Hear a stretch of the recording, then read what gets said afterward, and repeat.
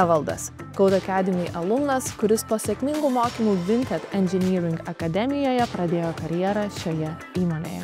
Labas, Evaldai. Labas, Marija. Labai smagu tave matyti čia Vinted ofise. Papasakok mums, kaip tu čia patekai.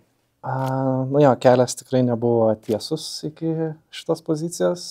Prieš tai dirbau logistikos koordinatorium ir galiausiai nusprendžiau, kad norėčiau dirbti prie kažkokio labiau apčiuopamo produkto. Visą laiką domėjausi technologijom ir jaučiau trauką programavimui.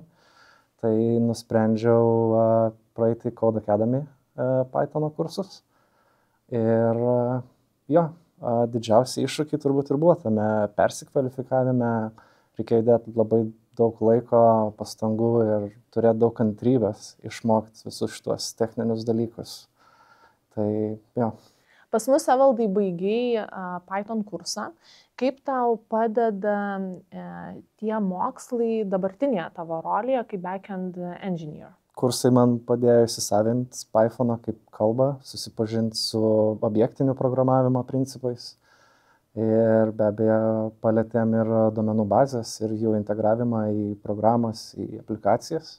Tu sakei, kad tau buvo sunkiausia užduotis persikvalifikavimo užduotis, kad jinai nebuvo pati tokia lengviausia dalis. Ir žinai, dažnu atveju kiekvienas persikvalifikuojantis su tuo ir susiduria. Ką tu tokiam žmogui, dabar jau kai tu esi praėjęs šitą kelią, ką tu palinkėtum ir ką patartum tam žmogui, kuris ketina persikvalifikuoti arba jau yra tame kelyje? Visų pirma, palinkėčiau nebijot pabandyti, nes iš tikrųjų labai įdomu yra ir smagu dirbti prie kažko ir sukurti kažką.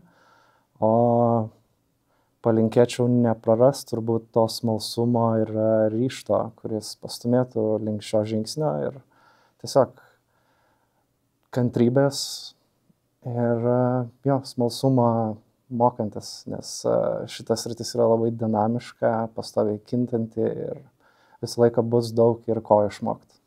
Tai kaip suprantu, į logistiką negrįžtum. Ne. Ačiū, Evaldai, labai. Jeigu domina persikvalifikavimo galimybę į tech, kviečiu užsukti į mūsų tinklalapį.